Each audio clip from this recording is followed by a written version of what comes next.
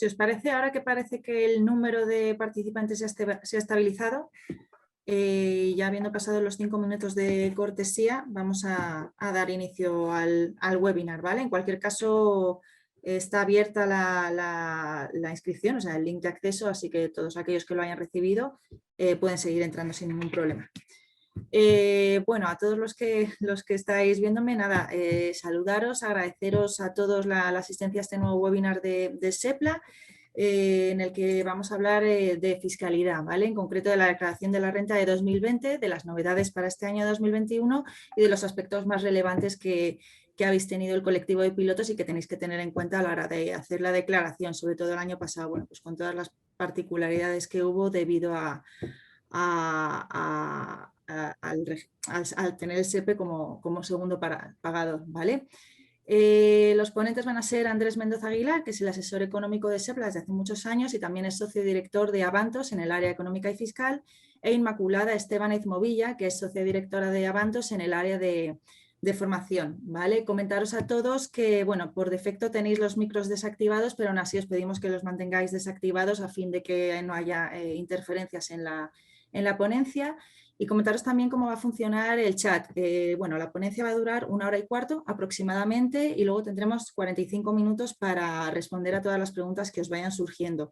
Vamos a usar el chat para hacer estas preguntas, entonces os invitamos a que a medida que os vayan surgiendo las dudas, pues las vayáis planteando en el chat de forma que luego podamos afrontar las respuestas de manera, por orden de intervención, ¿no? Por orden de quien haya hecho la pregunta. Para que la pregunta nos llegue y la podamos leer, bueno, tenéis ahí el chat, simplemente es cuestión de que escribáis la pregunta y cuando le deis a enviar a todos los panelistas, ¿vale? Es importante que no nos equivoquemos en esto a fin de que todos podamos ver las preguntas que habéis hecho y responderlas de manera cronológica.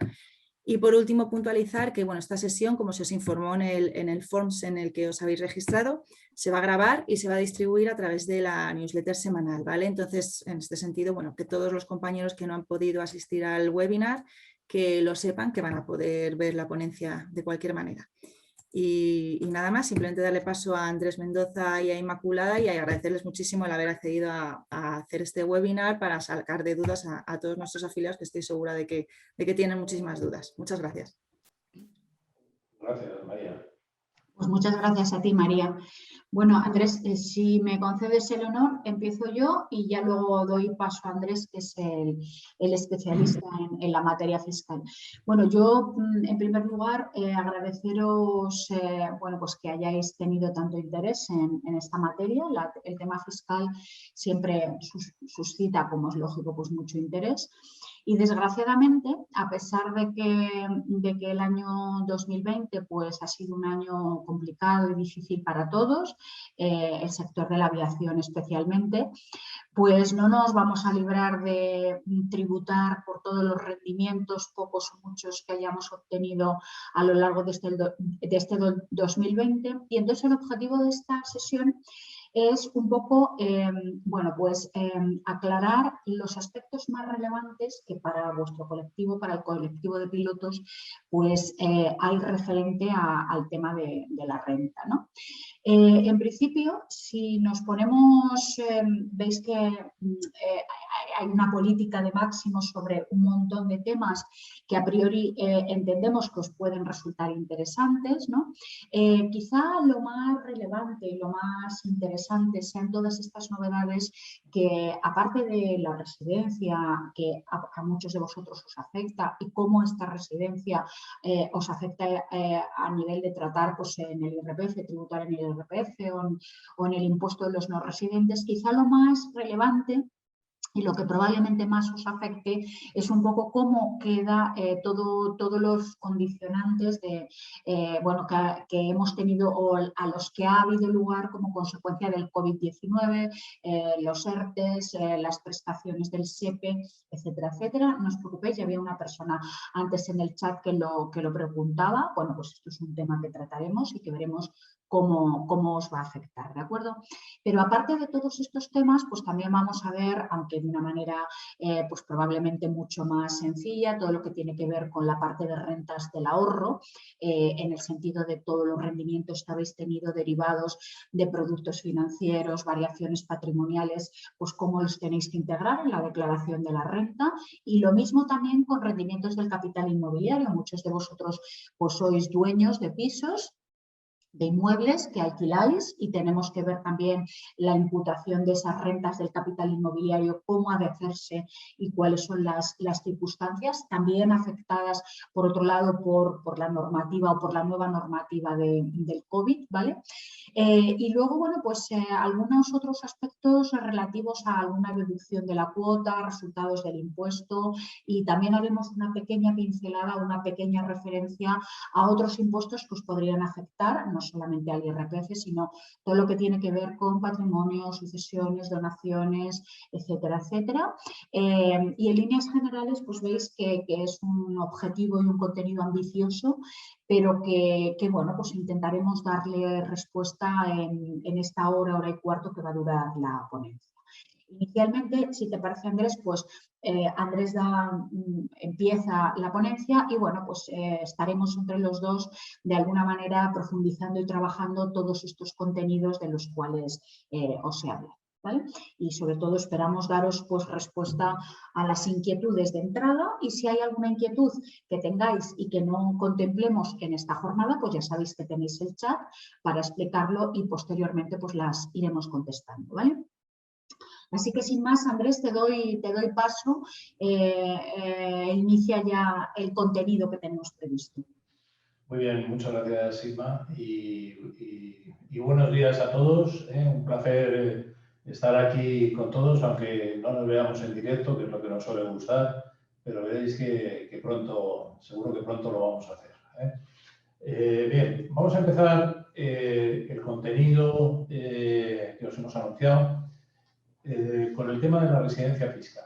El tema de la residencia fiscal que va a determinar si somos sujetos pasivos del impuesto del IRPF o del impuesto de no residentes, es un aspecto esencial y en muchos de vosotros pues cambiante, ¿no? Porque oportunidades de trabajo fuera de España nos han llevado a cambiar la residencia, en estos momentos a volver, nos encontramos a veces con la problemática del año del cambio. Bien, el tema de la residencia fiscal lo vamos a tratar desde el punto de vista de los convenios de la OCDE, que es lo que dice el convenio marco de la OCDE, en el que la mayoría de los países recogen, digamos, han firmado, ¿no?, en estos convenios para evitar la doble imposición, pero también desde el punto de vista del IRPF, porque el tema es controvertido, ciertamente. También, ¿qué está pasando qué está haciendo la agencia tributaria últimamente respecto a la residencia fiscal? Este año, en el plan director de inspección, tienen como objetivo revisar todos los cambios de residencia y las rentas obtenidas por los no residentes. Y bueno, como el tema era suficientemente complejo, pues está también el criterio del Tribunal Supremo respecto a la residencia, que también viene a aportar algo de luz.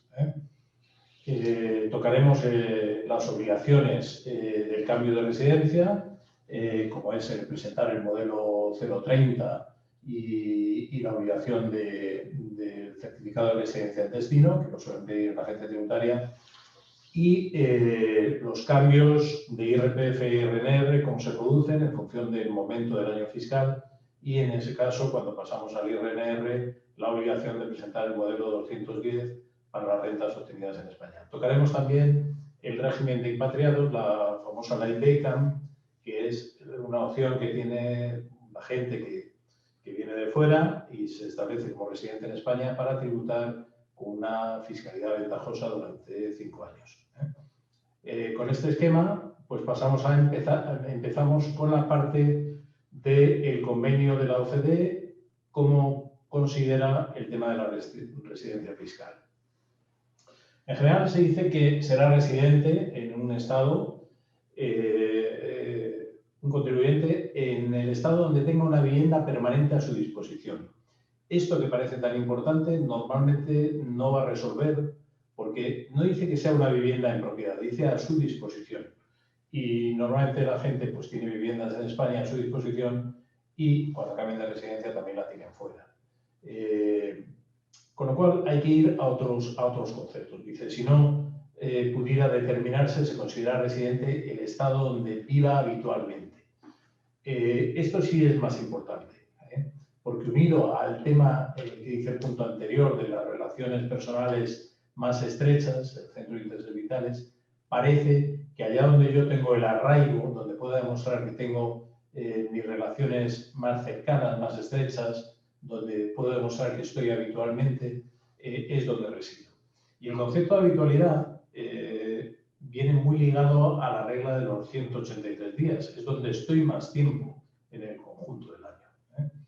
Luego hay otras reglas en los convenios que dice que si vive en ambos estados estará al que sea nacional y si no se va a un arbitraje, a un procedimiento amistoso para resolver la residencia. Pero fijaros que el convenio de la OCDE prácticamente se centra en la vivienda y en el centro de intereses vitales, relaciones estrechas, en el concepto de habitualidad, que va muy unido a la regla de los 183 días. Si vamos al artículo 9 de la ley del IRPF, estamos hablando de los 183 días, pero también donde se entenderá que será residente en España si radica en España el núcleo principal de las actividades o intereses económicos de forma directa o indirecta. Y indirecta hace mucho daño porque da pie a la agencia tributaria a que interprete que el centro de intereses económicos puede ser en España o no, según le interese. Hay una presunción de residencia cuando en España reside el cónyuge y los hijos, y es todo un grupo, cónyuge y los hijos, no o los hijos, que dependan de aquel. Con lo cual, una persona puede estar todo el año fuera de España, pero si su cónyuge y sus hijos, que dependen de él económicamente, están en España, en principio se entiende que es residente de España, salvo que se demuestre lo contrario, pero suele ser difícil demostrar lo contrario. Pero importante también la regla de los 183 días, porque la regla de los 183 días va muy unida al criterio del Supremo.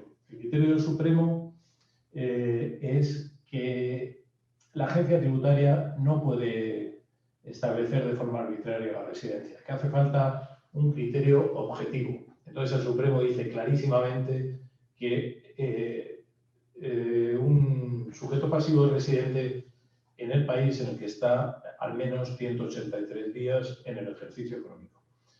Pues a pesar de esto, estamos en un momento en el que la agencia tributaria pues, está utilizando la regla de los 183 días cuando le interesa y la regla del centro de intereses económicos o de ingresos a pesar de que no se resida en España. El tema es muy conflictivo y está dando lugar, especialmente ya desde el año pasado, a muchos procedimientos que van a acabar probablemente en contenciosos, porque yo digo que el tema no es nada pacífico. Bien, importante que cuando cambiemos de residencia lo comuniquemos. Hay que cumplir las obligaciones formales, el modelo 030, como os decíamos antes, de cambio de residencia, cuándo nos vamos, cuándo volvemos e intentar demostrarlo con pruebas. Si se dispone del certificado de residencia en el país de destino, mejor, o si no, con una justificación de contrato de trabajo, todo lo que se pueda acompañar a cambio de residencia mejor para evitar conflictos futuros. Importante también en los pilotos que cambiáis de residencia o que volvéis de una residencia fuera, aparte de cumplir esta comunicación del 030, son las obligaciones de declarar respecto a las rentas obtenidas en España. Si cambiamos de residencia, si dejamos de ser residente en el primer semestre, lo correcto es que todo el año tributemos por el impuesto de no residentes. De la misma manera, si volvemos en el primer semestre, todo el año seremos IRPF. y lo contrario si ocurriese en el segundo semestre. Si nos vamos de España en el segundo semestre, todo el año somos residentes en España.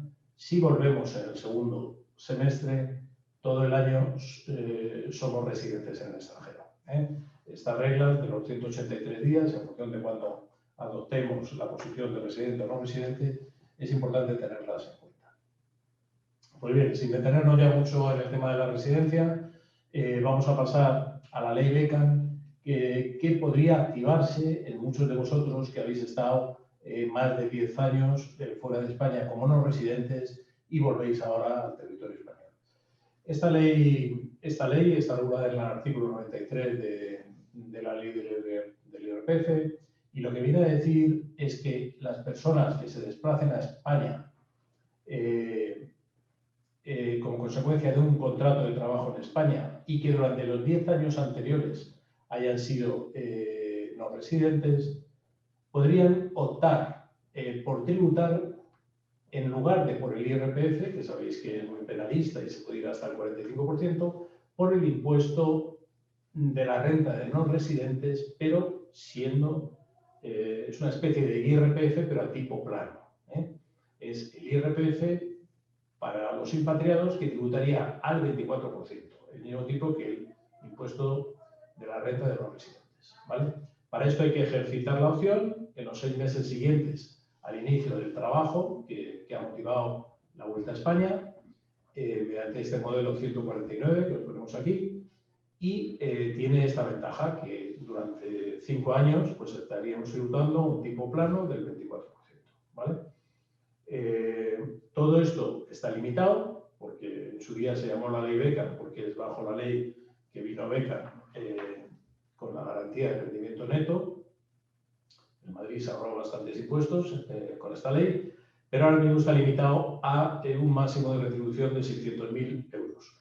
Todo lo que pase de 600.000 euros no estaría afecto por la ley Beckham. Supongo que en vuestro caso esto no ocurrirá, pero todo lo que sobrepasase de 600.000 euros iría al tipo del 45%, ¿vale? Bueno, recordaros esta opción es lo importante. Si alguno se viene de fuera después de 10 años con un contrato de trabajo, tiene esta opción.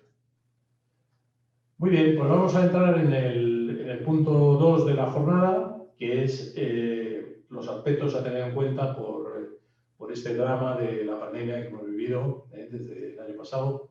Ya llevamos más de un año con esta pandemia y que ha dado lugar pues, a unas regulaciones específicas y en concreto al conocido por muchos de vosotros como ERTE, que ha dado lugar a que en el año 2020 tengamos 2 pagadores y que este segundo pagador, el ERTE, que genera rendimientos de trabajo, en la medida que no nos ha retenido, porque no ha estado reteniendo, sí nos ha descontado seguridad social, pero no IRPF, pues ahora nos encontremos con que estos ingresos del ERTE, unidos a los ingresos de nuestro trabajo, por el tiempo que hemos estado trabajando, pues nos va a suponer probablemente una carga impositiva. Aquí os ponemos distintos ejemplos en el que para un salario de 20.000, de 30.000 hasta 70.000 euros, que ha estado retenido adecuadamente, pero que luego hemos cobrado unos ingresos por ERTE sin retención, esa insuficiencia de retención por el ERTE pues nos puede dar lugar a diferencias a pagar tanto mayores cuanto mayor salario activo he tenido. Bueno, en definitiva, que no nos asustemos, ya lo hemos estado advirtiendo, se lo haya advertido en alguna newsletter, este tema, o en la revista, no recuerdo ahora muy bien dónde, pero que sepamos que esto puede suponer un impacto en la cantidad, en la cuota a pagar del IRPF, tanto mayor cuanto mayores sean las rentas activas que no sean del ERTE. Bien, tenemos también el tema de los reembolsos de planes de pensiones. Sabéis que se activó la posibilidad de reembolsar planes de pensiones entre el 14 de marzo y el 14 de septiembre por el importe equivalente a los salarios dejados de percibir, y como cualquier cobro de plan de pensiones, que es rendimiento de trabajo, aquí estaríamos ante un tercer pagador. De la misma manera que ocurre con el ERTE, la gestora normalmente no habrá retenido y nos encontraremos con unos rendimientos de trabajo que se acumulan a los del ERTE y que se acumulan a los de los rendimientos activos y que harían que este efecto acumulador sin retenciones sea tanto más perverso cuanto más cantidad de rendimientos activos hayamos tenido en el año. Importante también la modificación, es una modificación un poco representativa, pero que en algún caso os puede afectar, y es que el plazo de 2 años previsto para la reinversión de la vivienda habitual, con motivo del primer estado de alarma, pues se prorroga. En concreto, desde el 14 del 3 del 2020 hasta el 30 del 5 del 2020, hay una suspensión de este plazo de 2 años que deja de correr y se alarga en ese periodo. La gente que estuviese pendiente de reinvertir la vivienda habitual y que quedase muy justito el plazo, pues al menos tiene este pequeño margen de escaso mes y medio. 2 meses y medio. Bien, más medidas que tenemos por la COVID-19. Los acuerdos de bonificación de arrendamientos que muchos de los arrendadores, en el caso de que tengáis arrendamientos de vivienda, habéis tenido que asumir durante el pasado año. Se han llegado a nuevas descuentos en el importe de alquiler, incluso a veces hasta quitas completas por varios meses. Bien. Lo que dice la norma es que durante este periodo los importes que se declararán son los nuevos importes acordados y que seguirán siendo deducibles los gastos necesarios y sin que proceda imputación de rentas por el periodo de ausencia de cobro de rentas. En la medida que el inmueble ha sido arrendado, no ha estado a disposición del usuario, no tiene ningún sentido imputar estas rentas como inmueble a disposición, no se declararían ingresos porque no han existido y sí se permitiría que se deduzcan los gastos necesarios para el arrendamiento. Bien. Para 2021 se establece un incentivo que lo aplicaréis en la declaración del año que viene por, considerando gasto deducible, la rebaja en el importe de los arrendamientos desde enero hasta marzo. Esto es solo para arrendadores particulares y siempre que las rebajas no sean reversibles, que no se recuperen. O sea, si yo hago una quita con carácter definitivo a un arrendatario, me van a permitir, y en eso, exclusivamente de enero a marzo del 2021, que eso lo considere como un gasto deducible. Bueno, pues es un pequeño incentivo para esos arrendadores que se han puesto del lado de los arrendatarios en esta crisis. Bien. En cuanto a la deducción por maternidad, también nos afectan las medidas del COVID y solo se mantiene la deducción por maternidad en el caso de ERTE parcial. En los meses en los que se haya estado en desempleo completo por ERTE, se pierde la deducción de este mes. Esto es importante porque es verdad que el ERTE no supone un despido, pero si yo he estado 100% en ERTE en un mes, esa deducción por maternidad de ese mes no se va a tener en cuenta. Otra de las novedades es la posibilidad de fraccionar la cuota. Es una posibilidad de fraccionamiento distinta a la clásica de junio o noviembre, que hay que solicitar en el plazo voluntario de liquidación y que te va a permitir hacer frente al pago de la cuota en 6 pagos mensuales con vencimiento el 20 de cada mes, empezando el 20 de julio hasta final de año. ¿Vale?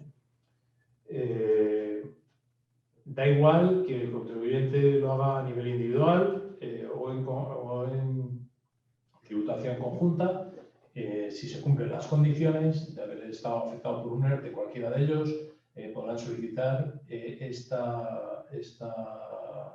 fraccionamiento. No aplica a los que estén por el régimen de impatriados, que hemos hablado antes, y este fraccionamiento no podrá exceder de 30.000 euros. es incompatible, por supuesto, con el otro fraccionamiento 60-40 que hacíamos en junio y noviembre. Y esto es todo en cuanto a las... Andrés, si me permites un momentito, antes de que pases a esto, hay un compañero, bueno, no sé exactamente cuál es el nombre, de Yamal, que dice, ¿el ERTE es lo mismo que la prestación del INEM? Te lo digo para que lo aclares, porque el ejemplo ese que has puesto de prestación del INEM creo que se refiere a lo mismo, porque hacía previamente una pregunta diciendo que cómo quedaba lo del abono de la prestación del INEM de cara a la declaración, que ya lo ha explicado Andrés, pero bueno, para que sepas que es lo mismo, ¿no, Andrés? Sí, efectivamente, cuando hablamos del INEM, ya no existe el INEM, es el SEPE. El SEPE te paga por desempleo, la prestación por desempleo, o por desempleo parcial, que es el ERTE. El ERTE es un desempleo parcial, por días, por horas, con mantenimiento del puesto de trabajo. Pero en todo caso es lo mismo. Una persona que esté despedida y cobra el desempleo es un segundo pagador. Una persona que esté en ERTE, de la misma manera, por los pagos que haga el SEPE, es un segundo pagador. Vale. ¿Vale? Ahora bien, ya que sale esta pregunta, si os aclaro que estas ventajas de fraccionamiento que tenemos ahora mismo en pantalla, solo es para los afectados por ERTE, no es para los afectados por despido. Esto es importante también porque esto es una ventaja exclusivamente ligada al COVID y para los ERTE. ¿Vale? Muy bien. Pues esto, como os decía, es lo más novedoso en cuanto al COVID. Hemos visto ya los dos primeros puntos. Y vamos a pasar ya al esquema del impuesto. El esquema del impuesto, siempre os hacemos este resumen muy sintético de lo que es la base general a la izquierda, lo que integra la base general, rendimientos de trabajo, actividades económicas, capital inmobiliario. Otros rendimientos también de la base general, que no son tan habituales, pero que los tocaremos luego. Y por la parte de la derecha nos encontramos con la base del ahorro, donde, entre otras cosas, lo más destacable son los rendimientos del capital mobiliario y las ganancias y pérdidas patrimoniales. Tenemos las dos bases imponibles. De la base imponible general descontamos los mínimos familiares y vitales, las reducciones por hijos y aportaciones al sistema de previsión social, también reducciones por aportaciones al cónyuge, y nos encontramos ya con las bases liquidables, tanto en general como del ahorro. Las bases liquidables tienen su propia escala de gravamen, están ambas progresivas. En su origen la base liquidable del ahorro era plana, pero ahora ya es progresiva, cada vez más progresiva, pero no con tanto peso fiscal como la base liquidable general, que se nos va hasta el 45 o más, depende de las comunidades autónomas, y más, como veremos ahora, para el año 2021. Aplicando las escalas de gravamen, tenemos las cuotas íntegras de la base de la cuota íntegra general o la cuota íntegra del ahorro. A partir de aquí empiezan las deducciones, deducciones por inversiones, por vivienda, por aportaciones a ONGs, deducciones autonómicas también. Llegamos a la cuota líquida, descontamos retenciones y pagos a cuenta, y esta es la deuda que tenemos con Hacienda, que es la cuota diferencial, o la deuda que tiene Hacienda con nosotros cuando esa cuota diferencial sale negativa, sale a devolver. ¿Vale? Andrés, un momentito. Hay un compañero, Alejandro, Daniel, creo que pone, que cuando has hablado del fraccionamiento de la cuota que se permite en seis partes, por las circunstancias especiales del COVID, dice que a qué cuota te referías y dice exactamente cuándo es a devolver.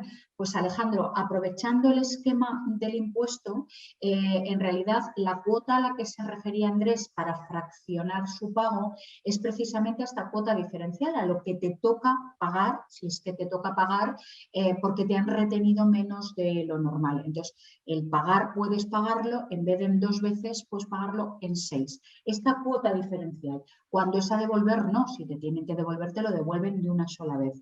Cuando hablamos de fraccionamiento, además de las 2 veces que te permite la ley, ahora lo han incrementado a 6, es cuando esta cuota diferencial es positiva, es decir, te toca pagar y lo puedes dividir en 6 partes, ¿vale? Para ir aprovechando el momento. Sí, sí, muy bien, porque efectivamente es cuando la cuota diferencial es positiva. Correcto. No demos pistas porque se le podría ocurrir a Hacienda devolvernos el 6 veces, pero esperemos que no, ¿eh? En fin, es broma.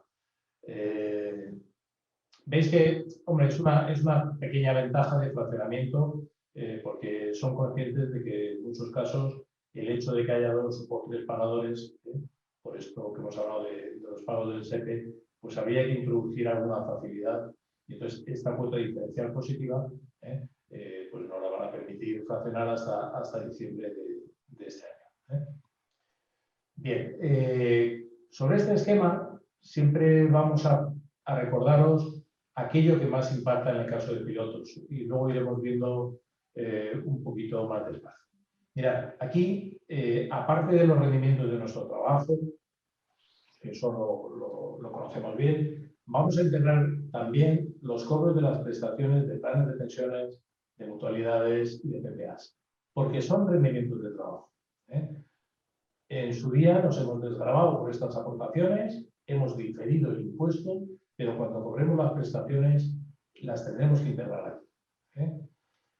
También cualquier otro plan de pensiones que tengamos a nivel particular, no solamente los que tengamos de las empresas. También el cobro de seguros colectivos que exterioricen compromisos por pensiones. En aquellas compañías aéreas que tengáis esos seguros colectivos, que vienen de tiempos, sobre todo de Iberia, ¿no? Los fondos mutuales, también se volverán rendimientos de trabajo cuando se cobren estas prestaciones. Muy bien. Vamos a tener también los rescates de seguros individuales, seguros que tengamos históricos también, seguros de ahorro, IAS, serán rendimiento del capital mobiliario. Los integraremos aquí, en la base del ahorro. O algunos fondos mutuales que se negocian con las empresas después de la jubilación, los integraremos aquí porque son rendimientos del capital mobiliario. Son primas de seguro imputadas y por tanto se equivalen a seguros individuales.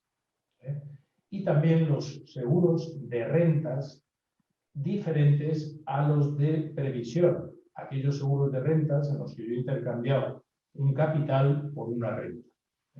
Esto es muy típico para dejar exentas determinadas plusvalías de mayores de 65 años, que lo veremos más adelante, o incluso, bueno, pues para otras posibilidades de cambiar un ahorro por una renta, pues para garantizar una renta complementaria a la jubilación. No lo confundamos con el cobro en forma de renta de los planes de pensiones, que siempre será rendimiento de trabajo. Bien. Aquí, cuando estamos en activo y aportamos a pensiones, sabemos que no lo reducimos. Este diferimiento es el que luego vamos a integrar en el futuro cuando cobremos la prestación como rendimiento de trabajo. Y aquí tendremos también una posible compensación fiscal en aquellos seguros activos anteriores a la reforma del 2006. Ya quedan pocos, pero todavía existe alguna compensación fiscal de seguros activos. Bien, pues empezando ya con la parte de rendimientos de trabajo, vamos a dar un briefing de lo que es la exención por trabajos en el extranjero. Esto es una cosa muy habitual, que está en la ley del IRPF, que cada vez lo conocéis más los pilotos, pero que se presta a mucha confusión. Quizás por el título, exención por trabajos en el extranjero. Yo os diría que no se trata de que se dejen exentos los trabajos en el extranjero. Para eso se tienen que cumplir determinadas condiciones que no siempre se cumplen. no se trata de dejar exentos los vuelos internacionales, no. Se trata de apoyar, como dice la norma, la internacionalización de las empresas españolas y, sobre todo, la clave está en que se trabaje en beneficio de una compañía extranjera, porque si este trabajo no lo hiciese la empresa española o los pilotos españoles, la empresa extranjera contrataría a alguien local o contrataría a otros proveedores. En la medida que la norma deja exento estos rendimientos es porque la empresa española puede salir fuera o el trabajador español puede salir fuera a desarrollar trabajos que de otra forma, si no, estarían desarrollando empresas extranjeras o trabajadores extranjeros.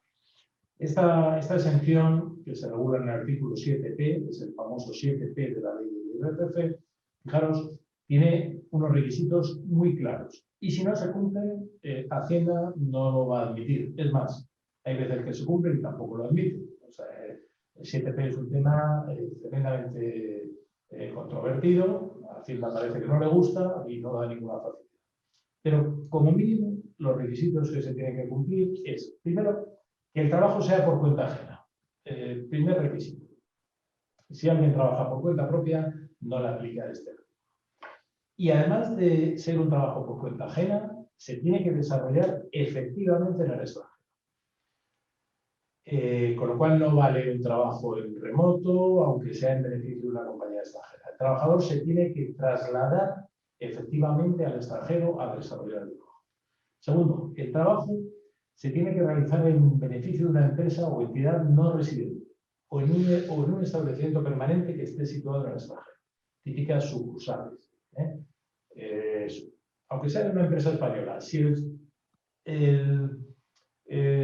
establecimiento está situado en el extranjero, si la base está situada en el extranjero, es decir, vuestro centro de trabajo es la base, estaríamos ante un establecimiento permanente situado en el extranjero y se podría cumplir este requisito.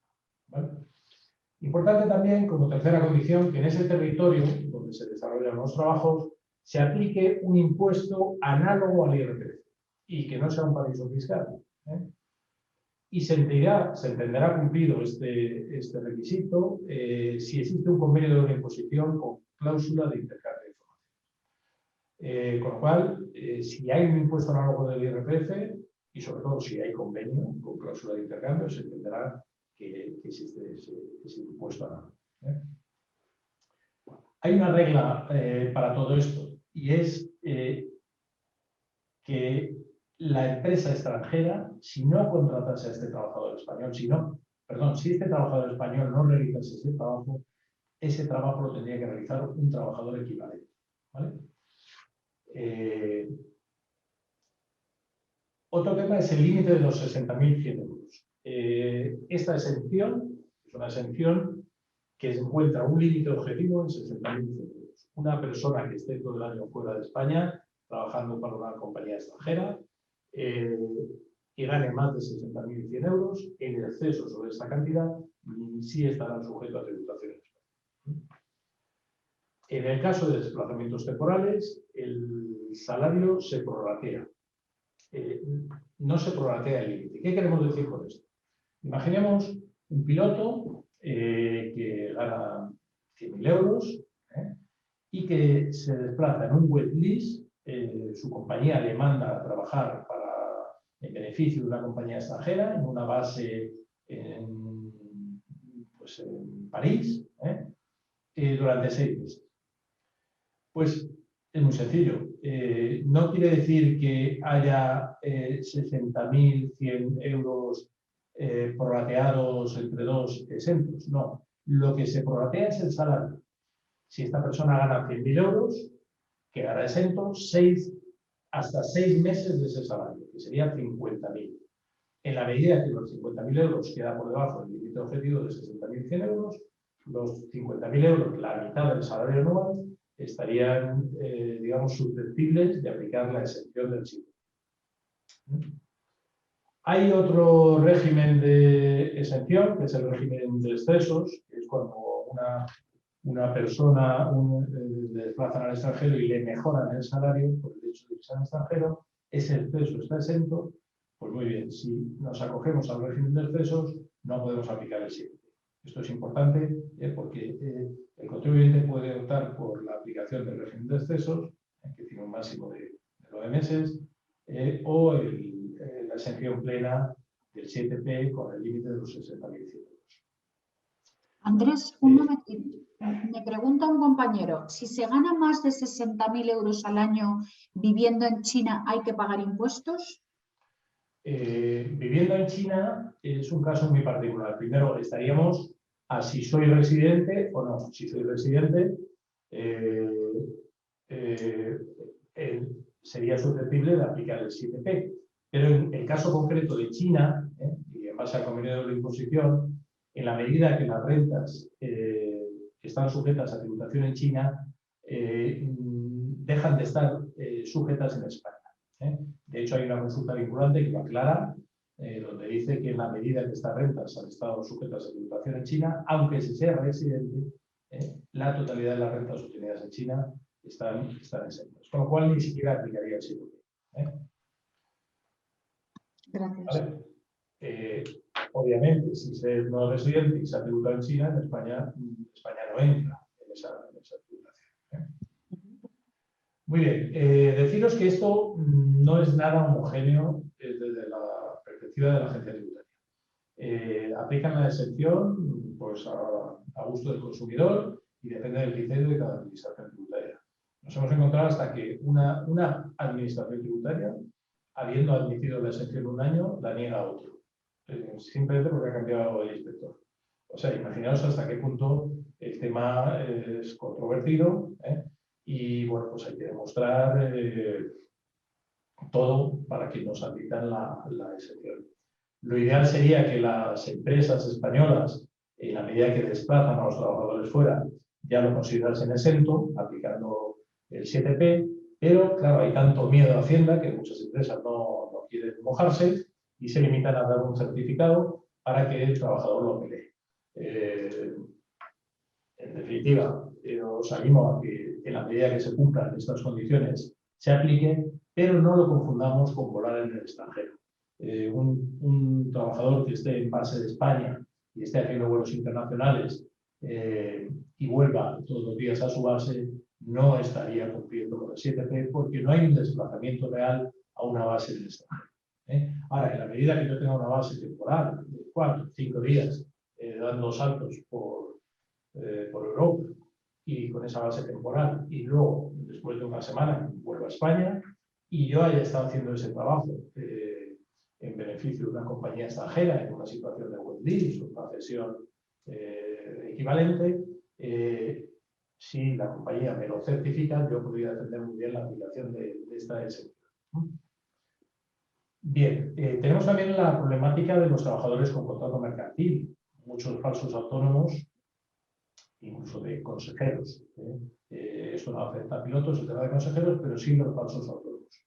En esos casos no aplicaría el 7P a priori, porque no es una relación laboral, pero se podría defender que en sí lo es, por cuanto que no es un autónomo realmente, es un contrato, es una relación laboral encubierta, pero sería tremendamente complejo y dependería también del criterio del inspector de turno, pero sería defendible.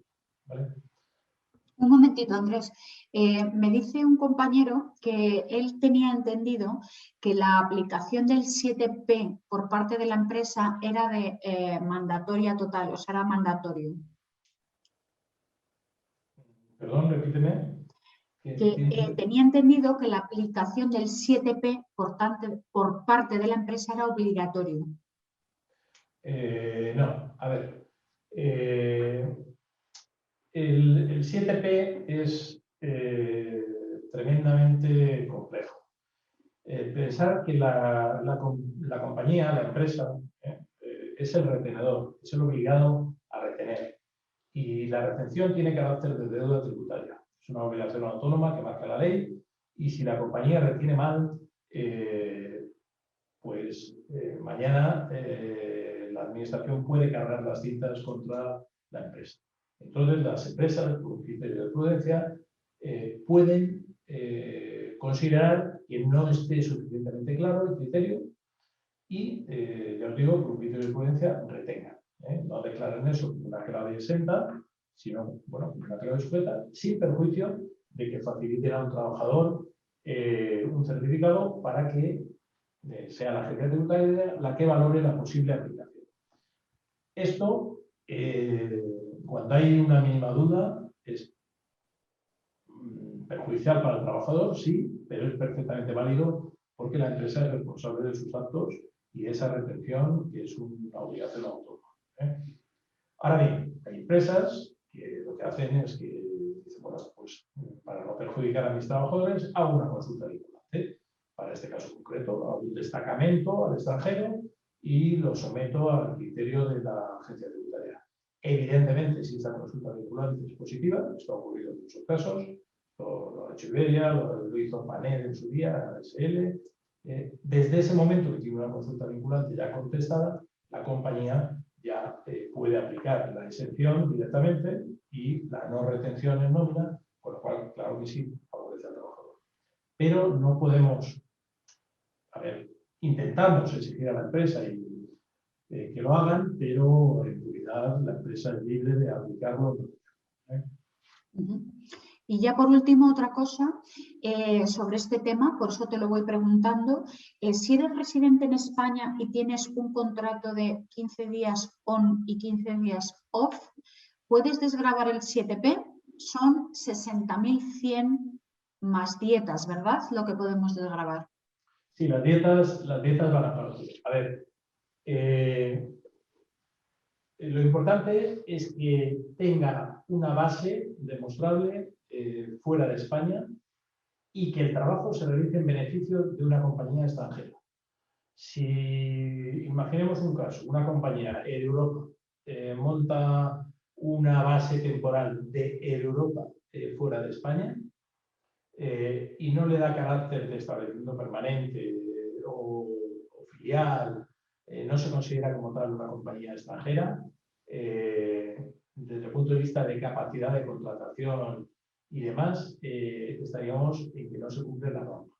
Si mañana una compañía lo que hace es que llega a un acuerdo con una compañía extranjera para acceder a sus pilotos en esa base fuera de España, como ya sí estoy trabajando en el beneficio de una compañía extranjera, aunque me pague mi compañía española, sí aplicaría el 7P. Entonces, los vuelos internacionales que hace Iberia, que se están los pilotos 4 o 5 días fuera de España y luego vuelven, eso no aplica el 7P. Si estuviese en una base fuera trabajando para una compañía extranjera, les digo que puede decir, sí aplicaría. Hay que ver cada caso y importante que no se trata solo de trabajo en el extranjero, sino que tiene que ser el beneficio de una compañía o establecimiento extranjero. Vale, ya por último, el último punto de este 7P que veo que ha despertado mucho interés, dice que si es posible que la empresa no te retenga ese dinero y el contribuyente posteriormente lo descuente de su capital ganado. No, a ver, si la empresa no te descuenta retenciones sobre ese dinero, es porque lo está considerando exento. Entonces no entiendo que... A ver, repíteme la pregunta porque algo ¿Es posible que la empresa no te retenga ese dinero y el contribuyente posteriormente lo descuente de su capital ganado? Bueno, Iván, si nos puedes aclarar un poquito más esto y ya luego posteriormente... Yo creo que sí. Esta es una pregunta que es mejor que no la aclaren en el chat y al final la contestamos. Vale, fenomenal. ¿Vale? Estupendo, pues avanzamos. Muy bien. Vamos a intentar dejar preguntas, salvo alguna que sea muy ligada a lo que estamos planteando, las dejamos para el final, ¿vale? Fenomenal. Muy bien. Bien, vamos a recordar que otro punto importante que afecta mucho a pilotos es, dentro de los rendimientos de trabajo, el cobro de los sistemas de previsión social y seguros colectivos. Veíais antes en el gráfico que aparte del cobro de nuestro trabajo, de nuestro salario, también en el rendimiento de trabajo el cobro de estas prestaciones. Pues aquí tenemos un régimen transitorio que está hoy por hoy está cada vez más encorsetado y por transitorio, llegará algún momento que desaparecerá, pero hoy por hoy está vigente, que es la disposición transitoria 12 y la transitoria 11 de la ley del IRPF. La disposición transitoria 12 de la ley del IRPF se refiere a todo lo que son planes de pensiones, PPAs y mutualidades de previsión social. En el caso de pilotos, Loreto es una mutualidad de previsión social y los planes de pensiones que tienen algunas compañías, planes de pensiones de empleo, entrarían dentro de esta disposición transitoria. Bien, pues esta disposición transitoria lo que dice es que todas las prestaciones que cobramos correspondientes a aportaciones realizadas hasta el 31 de 2006, si se cobran en forma de capital, van a tener una reducción siempre que ese cobro se haga en el año de la contingencia o en los dos siguientes. De la misma manera, tenemos la transitoria de seguros colectivos, que es muy similar en cuanto a que también aplica un 40% de reducción, pero si es para pólizas antiguas, contratadas antes de la reforma del 2006, en concreto antes de enero del 2005, perdón, de enero del 2005, lo que dice es que el cobro de las prestaciones estará bonificado por ese 40% de reducción si se cobra en forma de capital hasta 2 años antes de la contingencia. No hasta el 2006, sino hasta 2 años de la contingencia, ¿vale? Con lo cual, esto es un tema a tener muy en cuenta, que no se nos pasen estos 2 años, normalmente la contingencia es la jubilación, a veces la invalidez, cada vez que nos hemos jubilado, que sepamos que tenemos 1 año y 2 más para ejercitar este cobro al contado en forma de capital, aplicando la reducción del cuerpo. Como se resume en las siguientes transparencias, que también quedarán a nuestra disposición,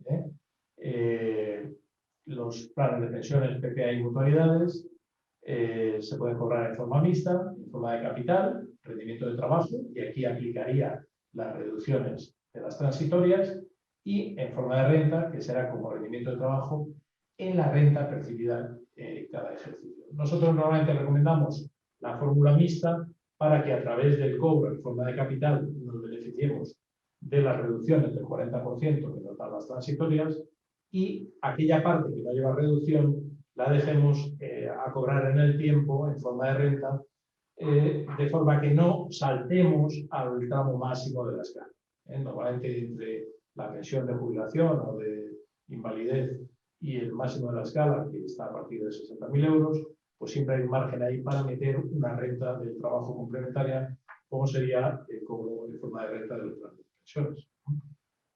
Bien, aquí nos encontramos también con la problemática de 2 pagadores, y en la medida que esta renta o este cobro en forma de capital nos lo está haciendo un segundo pagador, nos va a retener por lo que nos paga.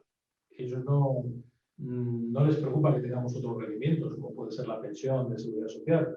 Y entonces nos vamos a encontrar con que, al igual que el ejercicio que hemos hecho en cuanto al cobro del SEPE, este segundo pagador nos va a retener poco, y normalmente esta renta nos va a impactar mucho a la hora de calcular la cuota.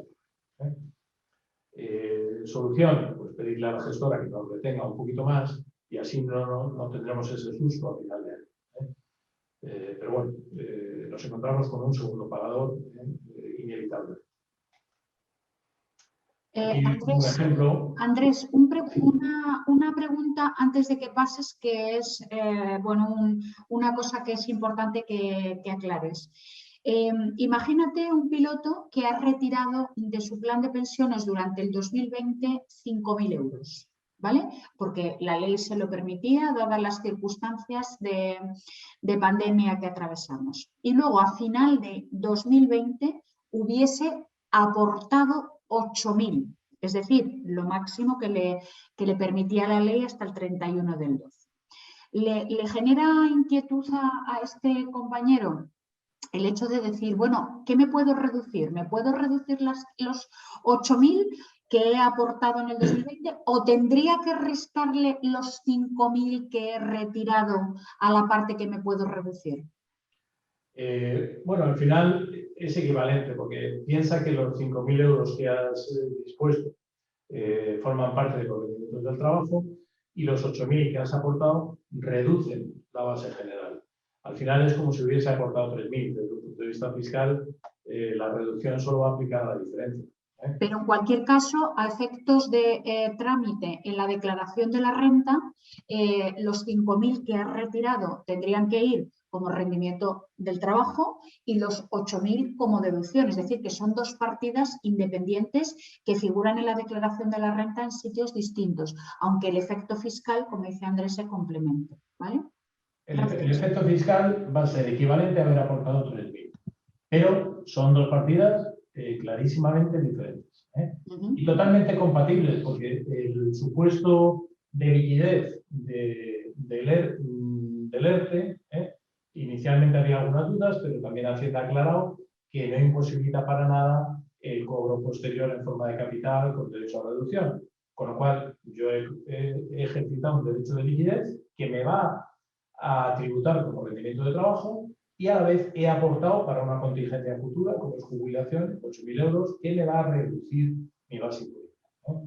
Pero ya os digo que a efectos fiscales entra por un lado 5, salen 8, es como si hubiese aportado 3. ¿Vale? Bien, os ponía este ejemplo porque muchos de vosotros, sobre todo gente de Iberia, se encuentra con este gráfico que es muy ilustrativo y que viene a hablar de la disposición transitoria 12. Veis que tenemos aquí hasta 2006 un bloque fiscal que tiene derecho a reducción del 40% y tenemos a partir del 2006 otro bloque fiscal sin derecho a reducción.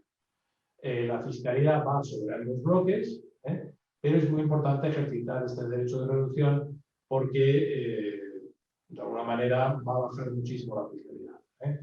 En el caso de Loreto, bueno, hay aquí una parte exenta que era por la legislación anterior. Esto ya prácticamente no existe en ningún plan. Esto solo queda en Loreto y la gente gente ya con carrera larga. Pero nos centraríamos en estos dos bloques 1 y 2 hasta el 2006 y desde el 2006. Nuestro consejo es siempre, en la mayoría de los casos, salvo matices muy concretos, que este compartimento fiscal se saque en forma de capital con derecho a reducción y este segundo compartimento se saque en forma de renta 10, 15, 20 años para no pasar del tramo fiscal. Bien, tenemos también las ventanas de liquidez de los sistemas de previsión social, que eso mucha gente no lo conoce, y es que la reforma del 2015 nos aportó la posibilidad de hacer liquidez cada 10 años. Bueno, pues en 2025 tendremos ya la primera ventana de liquidez. Esta reforma del 2015, para todos los derechos consolidados hasta el 2015, tenemos una primera ventana en el 2025. Para todo lo aportado hasta el 2016, la tendremos en el 2026 y así sucesivamente. Son nuevas ventanas de liquidez que se añaden a las que ya existían de desempleo, de larga duración y enfermedad grave, que, bueno, que pueden aportar soluciones. Sobre todo soluciones para optimizar el cobro de la prestación, pero que, desde mi punto de vista, desvirtúan el objetivo de las pensiones, que son, bueno, pues constituir un capital orientado a contingencias finalistas como puede ser la invalidez o la jubilación. Pero bueno, ahí está, que lo sepáis, que estas ventanas de liquidez existen a partir del 2025. Bien, en resumen, ¿qué hemos visto de todas estas impactos fiscales del cobro de las prestaciones? Hemos hablado del régimen transitorio en mutualidades y en seguros colectivos y en el resto de previsión social. La aplicación al régimen transitorio de beneficiarios por fallecimiento no hemos hablado, pero sigue aplicando, es decir, si una persona fallece, sus beneficiarios, que también tributarán por rendimiento del trabajo, esto no forma parte de la herencia, también se le aplicará la reducción del 40% todo aquello que provenga de aportaciones hasta el 2006. Hay supuestos de exención en rentas de individuos válidos, supuestos más amplios que ahora no vamos a entrar, pero que si tenéis alguna duda podríamos aclararlo. Muy importante hacer frente a la prestación mixta y ese régimen transitorio.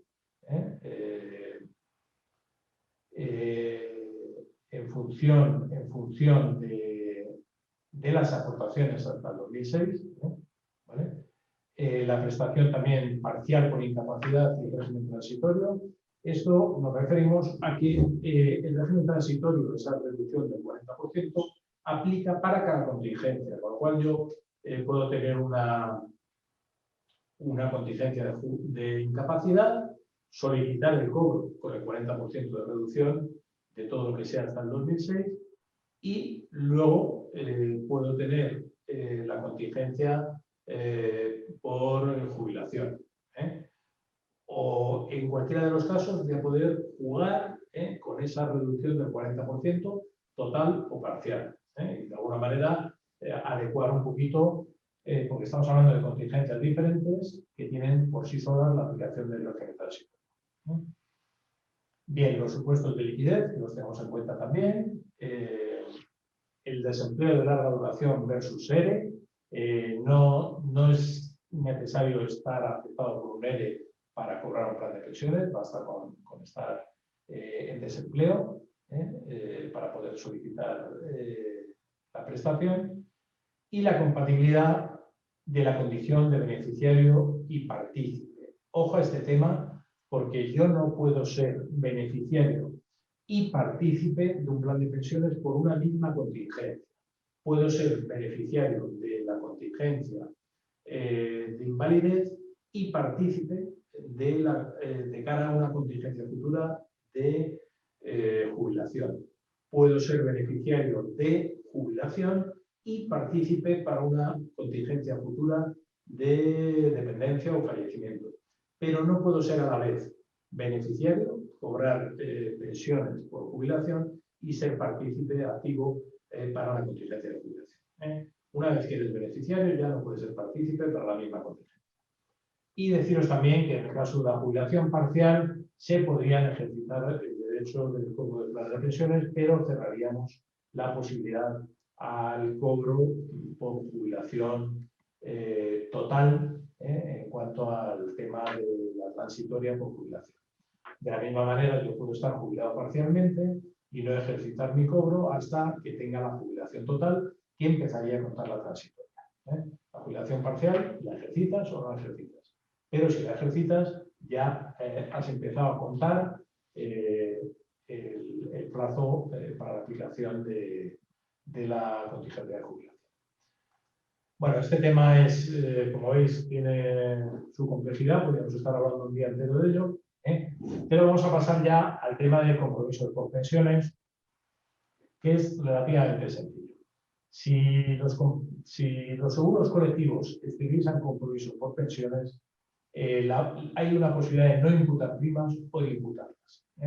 Esto depende de cómo se establezcan los pactos. Lo normal es no imputar las primas.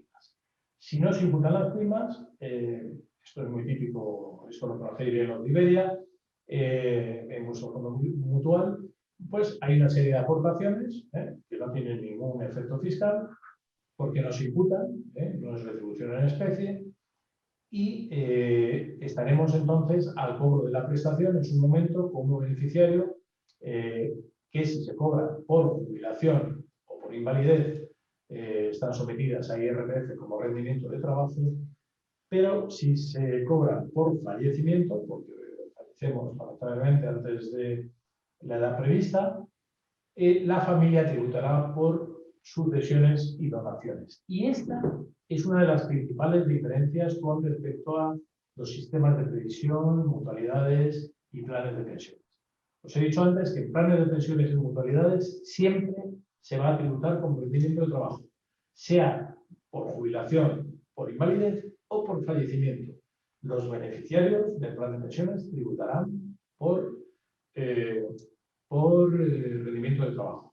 En los seguros que utilizan compromiso por pensiones, la prestación por fallecimiento, aunque no forma parte de la herencia, tributa en la escala de sucesiones. Y sabemos que en determinadas comunidades autónomas donde está bonificado, pues es mucho más baja esta tributación por por sucesiones, por las bonificaciones, que lo que sería en el supuesto de un plan de pensiones que los beneficiarios siempre van a ir por rendimiento de trabajo. Dicho eso, ¿qué quiere decir? En el caso de enfermedades graves, no se recomienda cobrar la prestación por jubilación o por invalidez, porque lamentablemente, ante una enfermedad grave, el patrimonio familiar está más protegido en una tributación por fallecimiento. Es un poco duro hablar de esto, pero es así. La realidad es que estos seguros, en caso de enfermedades, serían los últimos a cobrar sujetos a IRPF. Yo siempre recomiendo mantenerlos lo más largo posible. Si hay seguros de este tipo que no exteriorizan compromiso por pensiones, pues porque la compañía tiene un seguro dentro de un sistema de reclutación flexible, un seguro de ahorro, bueno, pues va a tener que imputar las primas, y la tributación en su momento para el trabajador pues, será un rendimiento de capital mobiliario como cualquier seguro, por diferencia entre capital cobrado y las primas que le han imputado. Con lo cual, si exterioriza y no imputar primas, que es lo normal, rendimiento de trabajo, si no exterioriza o, en los casos en los que se imputan las primas, aunque exteriorice, por rendimiento de capital mobiliario. ¿Vale? Aquí tenemos casos claros, sobre todo en Iberia, como os decía, los fondos mutuales hasta la jubilación o desde la jubilación. Bien, en resumen, en seguros colectivos tenemos que tener en cuenta la disposición transitoria 11ª de la ley, que no se queda en el 2006 como la transitoria 12, sino que sigue corriendo hasta 2 años antes de la contingencia. La posibilidad de cobrar en año distinto los capitales para aplicar la transitoria. Hay consultas que dicen que se puede cobrar con derecho a la transitoria en un año los seguros colectivos y en otro año los planes de pensiones. La fiscalidad de la prestación de supervivencia sin imputación previa de primas a los trabajadores, que hemos dicho que va como rendimiento de trabajo. La fiscalidad de la imputación de la prestación por imputación de primas, que va como rendimiento de capital mobiliario. En el caso de fallecimiento, tributa como cualquier seguro en la escala de sucesiones y con las modificaciones que prevé la ley de sucesiones y en cada caso según cada comunidad autónoma. Que pueda haber prestaciones parciales por incapacidad y posteriores aportaciones a la empresa, puede ocurrir que yo cobre por incapacidad, la empresa luego siga aportando para la jubilación. El régimen transitorio en diferentes seguros colectivos, esto no suele ser normal, pero puede haber casos concretos en los que haya diferentes seguros colectivos, aunque el régimen transitorio sería aplicable de forma independiente a cada uno, Hacienda está con este tema un poco cicatera y recomendamos que todos los seguros colectivos se rescaten en el mismo año, todos los seguros colectivos, para aplicar el régimen transitorio. Bien. Otros aspectos de rendimiento del trabajo que sean relevantes. Tenemos también el tema de bonus, con periodo de generación superior a 1 año, donde también se podrá aplicar una reducción que está prevista en la ley para rendimientos irregulares del 30%. Para esto tiene que tratarse de rendimientos generados en más de 2 años, tienen que estar preconstituidos, de alguna manera negociados, con documento probatorio, y bajo esta figura pues, pueden encajar figuras como un premio por salida en la empresa después de X años, por antigüedades, no por jubilación, ojo, sí por premios por vinculación, que estén en convenio colectivo o en acuerdos equivalentes.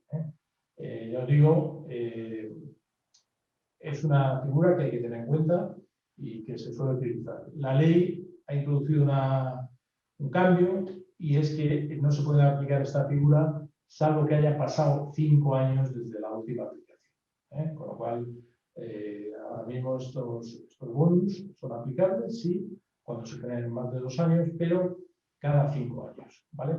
Y esta reducción no aplicaría a la reducción para los supuestos de despido cuando hay una parte que está sujeta y que sabemos que es irregular. Es independiente, aplicaría perfectamente una reducción por bonus o una reducción por un despido posterior. Bien, en los casos de que el abono plurianual sea por resolución judicial, no aplica un criterio de atrasos, sino que hay que imputarlos al ejercicio en que la resolución adquiere firmeza. No cuando se cobra, sino cuando adquiere firmeza. Y aplicaría también la reducción del 30% si el plazo de generación de estos abonos de resolución judicial es superior a 2 años. ¿Vale? Es muy importante que todos estos abonos se encajen dentro de una misma resolución para que a todos aplique el 30%, porque si fuesen distintos procedimientos, nos podríamos encontrar que aplicado el 30% a una resolución judicial no aplicase a las siguientes por el tema de los 5 años. Entonces, esto que cada día es más frecuente por diferencias de ERES nulos o aplicaciones de condiciones que finalmente resuelve el juzgado, saber que aplicaría también esta reducción del 30%. Y recordaros que la fiscalidad del despido, a todo lo que exceda de 180.000 euros y hasta 300.000 euros, también aplicaría la reducción del 30%, antiguamente era del 40%, por cuanto que son relaciones laborales se entienden de más de 2 años. Si la persona contratada con 1 año de antigüedad, el exceso no exento, no aplicaría irregularidad, pero no suele serlo. Con lo cual tenemos 180.000 exentos, el exceso hasta 300.000, o sea, 480.000 total, esos 300.000 tendrían irregularidad, y si excede 300.000 se empieza a aplicar una reducción a la irregularidad que podría hasta anularse si la indemnización fuese superior a 1 millón de euros. Bien, gastos deducibles del trabajo. Marcamos un poco la problemática de la seguridad social extranjera. No hay ninguna duda, y hay consultas vinculantes que lo avalan, que la seguridad social pagada por un residente en el extranjero es totalmente deducible. Incluso, fijaros, aunque aplique el 7P de pleno, aunque deje la totalidad de los rendimientos exentos, esa seguridad social sería deducible. De la misma manera, es deducible el convenio especial con la seguridad social. Aquellos trabajadores que durante parte del año hayan tenido ingresos y otra parte del año hayan suscrito un convenio especial, el convenio especial con la seguridad social es también deducible de los ingresos. Recordar también que el convenio especial hay unos plazos para suscribirlo, nunca se nos pasen, que son en los 90 días siguientes a la baja, siempre con efectos del día inmediatamente posterior a la baja, o durante todo el año siguiente a la baja con efectos del día de la subida. Esto no es fiscal, pero ya que salía el tema, os lo recordamos porque a veces hay gente que se le pasa el plazo y luego es complicado hacer un convenio especial. En la base general, aparte de los rendimientos de trabajo, tenemos otras variaciones patrimoniales que también se integran y que no siempre nos acordamos y que tienen su efecto perverso. Es muy habitual recibir subvenciones para compra de vehículos, para arreglar viviendas históricas, bienes del patrimonio histórico español, una ayuda para restaurar un avión clásico, cosas de este tipo. Bueno, pues esto va a la base general. Inexcusablemente va a la base general. Pero de la misma manera también podemos tener pérdidas de la base general. Y recientemente ha salido una sentencia que marcamos ahí de 26 de enero de 2021 que contradice el criterio de la Dirección General de Tributos y abre la posibilidad de compensar pérdidas patrimoniales multidivisa en la base general. Bueno, pues esto nos abre la posibilidad de pedir rectificación de autoliquidaciones de los últimos 4 años y, siguiendo el criterio del Supremo, que es muy reciente, ya os digo, es de enero del 2021, pedir que se nos compense en base general esas pérdidas patrimoniales. Criterio nuestro, oye, si tengo pérdidas, criterio del Supremo, si tengo ganancias, no voy a llevar la contraria a la Dirección General de Tributos. Evidentemente, un mínimo contribuyente no puede hacer las dos cosas. Si soy coherente con el Tribunal Supremo, el día que tenga ganancias de multidivisa, lo voy a tener que declarar en la base general y se me van a ir al máximo de la escala. O sea que esto hay que analizarlo muy bien y cada uno que tome sus decisiones. Pero os digo que desde esta sentencia esta posibilidad se abre y bueno, probablemente se pueda sacar alguna ventaja. La compensación se produce con el resto de rendimientos de la base general hasta un límite del 25% de ese saldo positivo. Bien, en la base del ahorro vamos a compensar, ya dejamos la base general, nos vamos a la base del ahorro, vamos a compensar rendimientos del capital mobiliario y ganancias y pérdidas patrimoniales. Ambas suman la base imponible del ahorro. Dentro de los rendimientos de capital mobiliario tenemos toda la parte de seguros, lo voy a saltar porque es muy sencillo, es la diferencia entre el cobro de la prestación y las primas aportadas, es lo que voy a llevar a la base del ahorro, que va a tributar a la base de 19-23 y ahora 26 a partir del 2021. Van a tributar los PIAs, que son seguros que tienen una opción fiscal de exención si se cobran en forma de renta vitalicia. Esto, si tenéis alguna duda, nos podéis consultar, pero bueno, los PIAs pueden ser una opción buena para completar la jubilación a través de esta conversión exenta. Todo esto son rendimientos del capital mobiliario que voy a sumar a la base del ahorro y me voy a chocar directamente con las ganancias y pérdidas patrimoniales. Lo que son la venta de inmuebles, donde puedo ganar o perder, la venta de acciones, donde puedo ganar o perder, y la venta de fondos de inversión. En este capítulo vamos a tener todavía la posibilidad de aplicar aquellos coeficientes de abatimiento si los bienes están comprados antes del año 94. Hay un crédito máximo de transmisiones hasta 400.000 euros para estas compensaciones. Si alguien tiene un inmueble antiguo o tiene acciones compradas antes del año 94, que sepa que estos coeficientes de abatimiento reducen la plusvalía de una forma proporcional hasta el 20 de enero del 2006, aplicando unos determinados coeficientes reductores. Bien, las ganancias y pérdidas patrimoniales primero se compensan entre ellas ganancias con pérdidas y posteriormente se pueden compensar como máximo hasta un 25% con el saldo positivo de rendimientos de capital.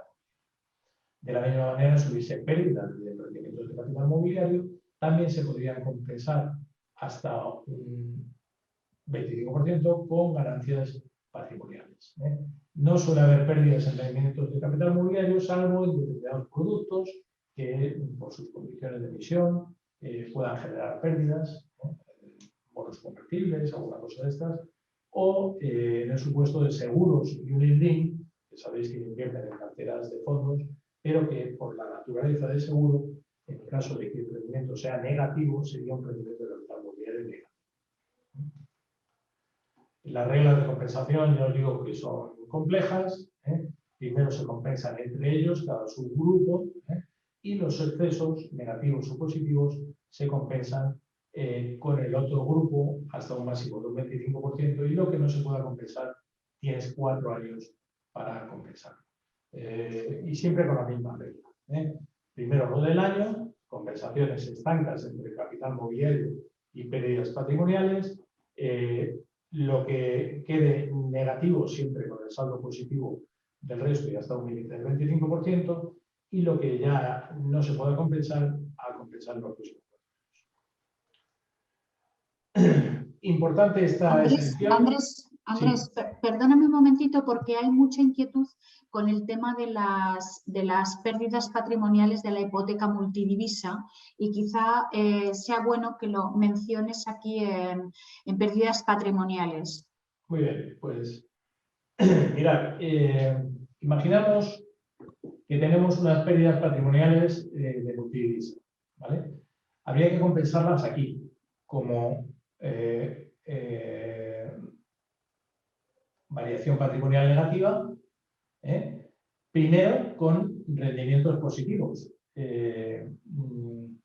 Rendimientos positivos de venta de fondos, de venta de acciones, y si no, hasta un 25% con rendimiento de capital.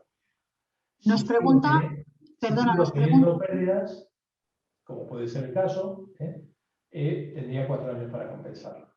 Hasta ahora, estas pérdidas patrimoniales surgían, sobre todo de forma importante, cuando cancelábamos el préstamo por motivo de la venta de la vivienda. Si yo tenía ganancia por la venta de la vivienda y pérdidas por la hipoteca multidivisa, las compensaba en la base, en la base del ahorro y de alguna manera atenuaba la tributación. Ahora, con la sentencia del Supremo, las pérdidas patrimoniales se podrían dejar de compensar aquí y compensar en la base general, junto con los rendimientos del trabajo y hasta un límite del 25% de estos. Pero esto es un tema que, os garantizo, va a ser complejo, porque la agencia tributaria no lo va a admitir, a pesar de que lo ha dicho el Supremo, y que, en todo caso, pues habría que abrir un procedimiento administrativo para que no prescriba ese derecho. Ya veremos luego si finalmente la sentencia del Supremo toma cuerpo y se integra en una reforma fiscal y va a mejor vida. Pero hoy por hoy, si no queremos que prescriba ese derecho, pues se podría ejercitar. ¿Que no se quiere ejercitar y queremos ir por el criterio de la agencia tributaria? Sabemos que las pérdidas se compensan primero con ganancias y si sigue habiendo pérdidas, hasta un 25% de los rendimientos del capital mobiliario. Y si sigue habiendo pérdidas, las dejaré con un crédito fiscal para los próximos 4 años. Te decía, Andrés, que hay un compañero que dice que si crees necesario que de alguna manera, que si crees conveniente que estas pérdidas se declaren, ¿qué estamos aconsejando? Bien, esto ha dado mucho debate porque históricamente cuando había ganancias nadie lo declaraba y cuando empezó a haber pérdidas pues todo el mundo empezó a declarar. De hecho, en particular del colectivo de pilotos se hicieron muchísimas consultas vinculantes a la Dirección General de Tributos que en todos los casos resolvió que esto eran rendimientos, eran variaciones patrimoniales que se llevaban a la base de la hoja. Lo que no se puede hacer es, si se declara una vez, no declararlo al año siguiente o viceversa. Hay que seguir un criterio. Está claro que son variaciones patrimoniales, que Hacienda las ha clasificado como de la base del ahorro y que recientemente, os digo, en enero de este año, el Supremo las ha considerado de la base general. Y a partir de aquí, lo que está claro es que esto es un hecho imponible y clarísimo. Yo, como asesor, tengo que recomendar que se declare. Y que se declaren de una forma coherente, sin cambiar el criterio. Si a partir de ahora vamos por la teoría del Supremo, porque tenemos pérdidas, eso ya nos va a obligar a ir por esa teoría cuando tengamos ganancias. Ahora, a nivel de cada contribuyente, cada uno que haga sus cálculos y que siga el criterio que más le interese. Pero, en principio, yo no puedo recomendar que no se declare. ¿Vale? Muy bien. Sigo entonces.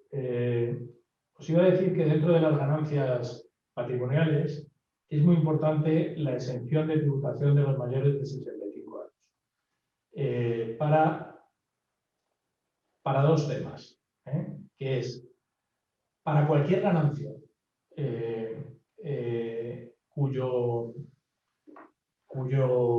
importe de venta no exceda de 240.000 euros, el importe de la venta, no la ganancia. Si todo el importe de la venta se reinvierte en una renta vitalicia, en los 6 meses siguientes a la venta, toda la ganancia patrimonial podría quedar exenta. Imaginemos que yo tengo una vivienda de la que fui autopromotor, segunda vivienda, esto es importante, y no tengo justificado el precio de coste. Y la vendo por 240.000 euros. Como no tengo justificado el precio de coste, Hacienda podría venir y decir que todo es ganancia patrimonial y sometérmelo a la base del impuesto. Pues bien, sin más que coger estos 240.000 euros y constituir una renta vitalicia, cambiando 240.000 euros por una renta durante toda mi vida, toda esa ganancia patrimonial, que podría ser hasta el 100%, quedaría exenta. Para eso tengo que ser mayor de 65 años y hacerlo en los 6 meses siguientes a la venta. De la misma manera, lo voy a decir aquí, aunque lo decimos más adelante, si vendo mi vivienda habitual teniendo más de 65 años, la totalidad queda exenta. Si estoy en gananciales, tengo que ser no solo yo mayor de 65 años, sino mi cuerpo. Pero importante, en los casos de querer vender la vivienda habitual, venderla a los 65 años porque estaría exenta. No venderla con 64 ni con 63 y esperarnos. Y no alquilarla hasta los 65 años porque dejaría de ser la vivienda habitual. No hagáis como mucha gente que la ha alquilado y ha dejado de ser su vivienda habitual. Bien.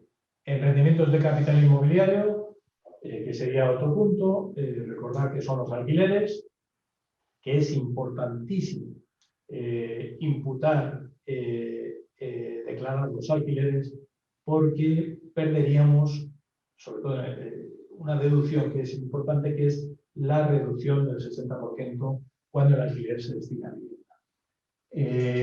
En rendimientos de capital inmobiliario se declara el alquiler menos los gastos necesarios para ese alquiler, los intereses de capitales ajenos, los intereses de la hipoteca, los gastos de reparación, conservación, la comunidad, tributos, IBI, seguros y hasta la amortización del valor de la construcción. Un 3% del valor de la construcción también es deducible.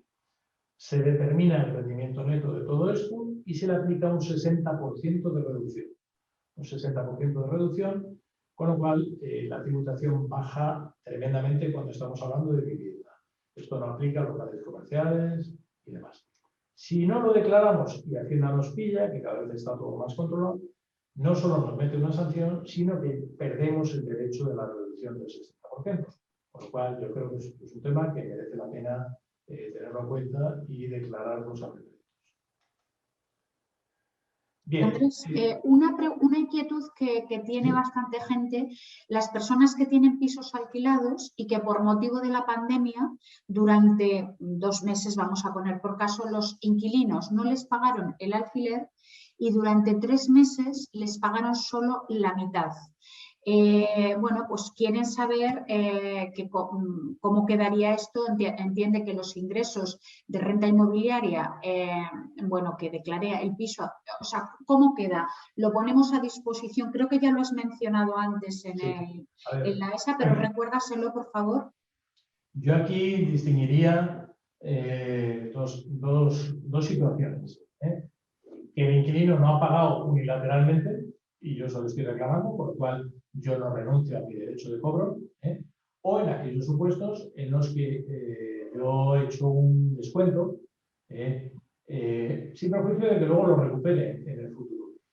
Si estamos en el segundo caso, en el que yo he hecho un descuento o una quita, no hay ninguna duda en que no hay que declararlo, porque la norma, tal y como os he comentado, lo que dice es que no se tendrán en cuenta los arrendamientos no cobrados en los casos en los que se haya pactado como consecuencia de la pandemia. ¿Vale? Claro, la norma no dice los casos unilaterales, de los que yo se lo estoy reclamando y es el otro que no me paga porque no quiere. Ahí estaríamos a un supuesto de impago. Lo que pasa que también me podría acoger al criterio de cobro. Al criterio de cobro. Lo que pasa que es más dudoso, porque Hacienda iba a insistir en que yo tengo mi derecho de cobro y que como tal, pues para eso tenemos los tribunales y que demanden por esa deuda y podría tener más problemas.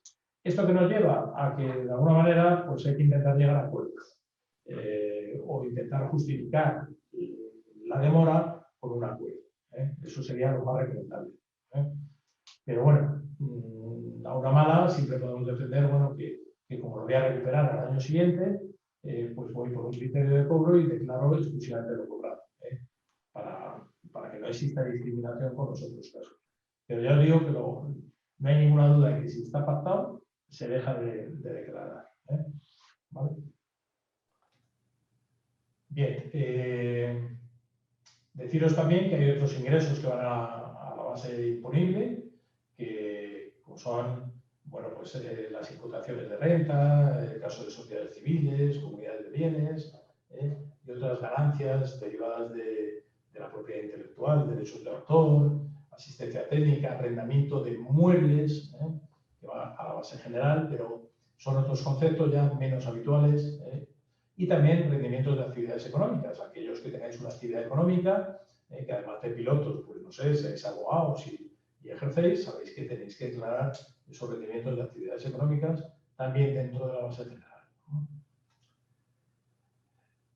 Hemos hablado de las reducciones a la base general por aportaciones a planes de pensiones, pero también tenemos la reducción por pensión compensatoria al cónyuge. Esta reducción es típica, muchos de vosotros la sufrís, y supone que dejamos de tributar por esa pensión compensatoria al cónyuge. En la medida que nosotros dejaríamos de tributar, el excónyuge tributaría por rendimiento de trabajo por esa pensión compensatoria. Las anualidades por alimentos a los hijos no es que reduzcan específicamente, sino que crean rompen la base imponible y crean una segunda base tributable. O sea, rompen la progresividad del impuesto. Es importante que siempre tienen que ser por decisión judicial. Si tenemos un convenio regulador previo que no está pactado, que está pactado, perdón, pero no hay una sentencia judicial, Hacienda no nos lo va a admitir. Importante también que todo esto esté documentado. No vale el pago de la pensión compensatoria en efectivo, ya no lo aceptan, no vale la anualidad por alimentos, hay que tener justificante. Por favor, guardar las transferencias porque os la van a pedir, la están pidiendo sistemáticamente. Y deciros que la anualidad por alimentos solo es válida la aplicación cuando no se tenga derecho al mínimo por descendientes. Si estamos ante una custodia compartida con derecho al mínimo por descendientes, esta ruptura de la base imponible de anualidades por alimentos no sería aplicable según criterio de la agencia tributaria. Luego ya tendríamos que estar a jurisprudencia, que la hay en un sentido y en otro, y pelearlo. Pero ya os digo que en principio Hacienda no os va a admitir la anualidad por alimentos si aplicamos el derecho al mínimo por descendientes. Bien, los ahorros fiscales en sistema de previsión social ya los conocéis. Hasta el 2020 eran de 8.000 euros máximo en previsión social y 2.500 al plan del cónyuge, con límites más amplios para el tema de aportaciones a minusválidos, y que permitían esa reducción de la base general de forma importante. Esto ya no lo han cambiado y los nuevos límites son de 2.000 euros y de 1.000 euros al plan del cónyuge. Con lo cual, las aportaciones individuales a partir del 2021 pues quedan ya muy testimoniales, quedan muy legalizadas. Os decía también de una vez que ya tenemos la base general, tenemos que irnos a la escala de gravamen, y la escala de gravamen, hasta que la última modificación fue en el 2016, se quedó en una tributación máxima del 45%, en algunas comunidades como Madrid un poquito menos, 43,5%, pero del 45% a partir del 2016. Os acordáis que veníamos de tributaciones del 52% en el 2014, en aquella crisis que obligó a una subida de tramos. Y dicho esto, aunque veis aquí en la curva verde que la tributación máxima actual para la renta de este año, del 2020, es de un 45, sabemos que hay determinadas comunidades autónomas que por el tramo autonómico incluso es algo superior. Pero bueno, aquí estamos hablando de la tarifa general. En el 2021 hay subida de impuestos, ya lo sabéis, se crea un nuevo tramo para rentas del trabajo, para rentas de la base general superiores a 300.000 euros. Se crea un nuevo tramo también para la base del ahorro por encima de 200.000 euros con una tributación del 26, antes el máximo era el 23 y ahora ya se llega al 26. Y importante esta reforma del límite conjunto de los planes que a nivel individual se quedan en 2.000 euros, pero que a nivel conjunto con planes de empleo se puede elevar 8.000 euros más para llegar a 10.000 euros. Esto se hace porque la reforma pretende dar mucho empuje a los planes de empleo, a la negociación colectiva y, bueno, pues canaliza la ventaja fiscal a través de los planes de empleo. Veis que este impacto de los 300.000 euros en el tramo nos lleva del 45 al 47%. No llegamos al 52% que teníamos en el 2014, pero este 47% unido a los tramos autonómicos, que a veces lo llevan un poquito más alto, pues hace que las rentas altas están especialmente penalizadas. De forma gráfica vemos el salto que se produce a partir de 60.000 euros y aquí entre 35 y 60 este juego del 37-45 es en el que nosotros hablamos siempre para meter las rentas complementarias. Cuando nos jubilemos, cualquier euro más que ganamos va al 37 y tenemos que intentar meter las rentas complementarias sin pasar, como os decía, de 60.000 euros. ¿Vale? Bien. Bueno, aquí vamos a tratarnos este ejemplo. Vemos el gravamen de la escala de la renta del ahorro como salta del 23, la escala progresiva de la renta del ahorro salta a 26.000, a partir de 200.000 euros al 26%, y bueno, pero para esto hay que ganar mucho dinero. Bueno, pues estos 200.000 euros pues, pueden ser la venta de un inmueble, la venta de un terreno o, lamentablemente, en muchos casos, el cobro de un seguro de pérdida de licencia, que al tratarse de un seguro va por la base del ahorro y en este caso nos podría afectar este tramo. Con lo cual, aunque parece que afecta a pocos casos, en el caso de pilotos, pues no tiene su impacto. Esos 3 puntos tienen su impacto. Efectivamente, el tramo que penaliza es a partir de 200.000 euros, que pasa del 23 al 26%. Bueno, pues ya prácticamente hemos liquidado el IRPF. El IRPF, una vez que tenemos las cuotas íntegras, solo hay que deducir las deducciones por inversión o por donativos.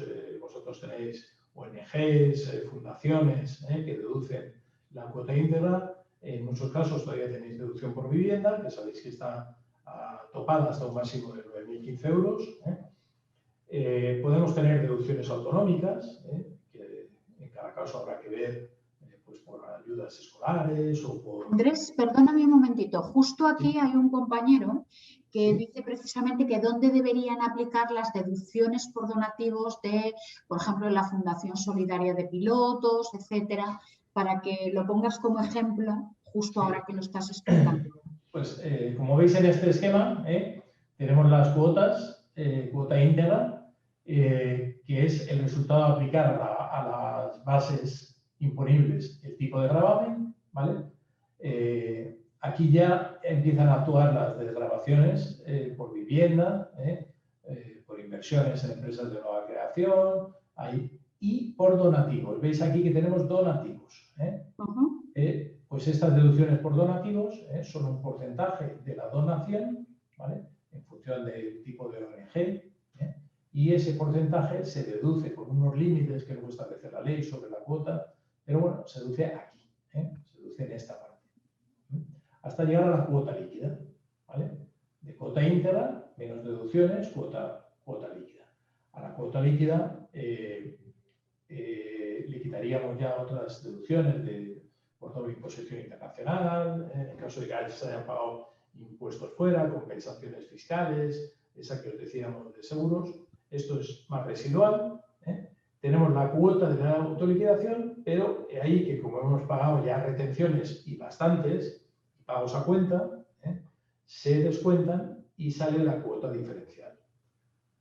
Esa cuota diferencial sería la cuota a pagar o a devolver, pero volvemos a tener aquí unas deducciones por maternidad, por nacimiento, que si no se han cobrado anticipadamente, que se pueden cobrar anticipadamente, se deducirían aquí, dando ya lugar al resultado de la declaración, ¿vale? Con lo cual el orden es, desde la base imponible, aplicar la escala de gravamen, sacamos la cuota íntegra fijamos las deducciones y desgravaciones hasta llegar a la cuota líquida. Luego tenemos otras compensaciones muy específicas, compensaciones fiscales y de doble imposición internacional, hasta llegar a la cuota resultante, pero como hemos pagado impuestos de retenciones, hay que recuperarlas, hay que descontarlas. Y lo último, aquellas deducciones por maternidad, por nacimiento de adopción, que no haya cobrado anticipadamente mes a mes, pues me las recuperaría aquí, ¿vale? Nos dice Ana Pedraza con mucha razón que falta la deducción por familia numerosa. Sí, bueno, estaría aquí también la deducción. Muy bien, Ana. Y familia numerosa, efectivamente. Bien. Y ya para finalizar, recordar que en algunos casos tenéis que hacer impuesto de patrimonio, bien porque en vuestra comunidad autónoma es exigible a partir del mínimo exento, o bien porque aunque esté exento, como es el caso de Madrid, a partir de 2 millones de euros de patrimonio hay obligación de declararlo, ¿vale? Que el patrimonio es un concepto individual, con lo cual en una sociedad de gananciales el patrimonio de cada cónyuge es la mitad del patrimonio total. Lo digo a efectos de aplicación de límites y de obligaciones. Hay que valorarlo por su valor a efectos de patrimonio, que en cada caso pues, será el valor de mercado, el valor catastral, el valor de transmisión, el mayor de ambos. Las reglas de patrimonio son complejas. Del patrimonio se pueden deducir las deudas, también a la hora de fijar límites. Y bueno, es un impuesto históricamente de control, pero en algunas comunidades que tiene un peso importante. O sea que esto pues, ha dado lugar a muchas discrepancias en cuanto a la discriminación que se produce. Bueno, discriminación que se produce en este país por impuestos no solo en el patrimonio, sino también en sucesiones, en donaciones, que os voy a contar. Formas de transmitir el patrimonio familiar, una pregunta muy habitual. Aquí nos estamos refiriendo a la posibilidad de adelantar ese patrimonio bien a través de una empresa familiar, bien a través de una donación en vida o fórmulas equivalentes.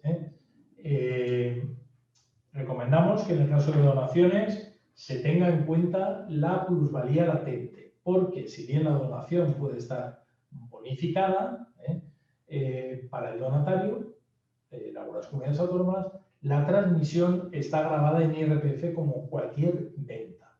Y nos encontramos a veces con sorpresas de transmisiones de bienes con mucha plusvalía latente, sobre todo inmuebles, que se donan alegremente pensando que están exentos, pero luego el donante se encuentra con una factura fiscal más sanción importante.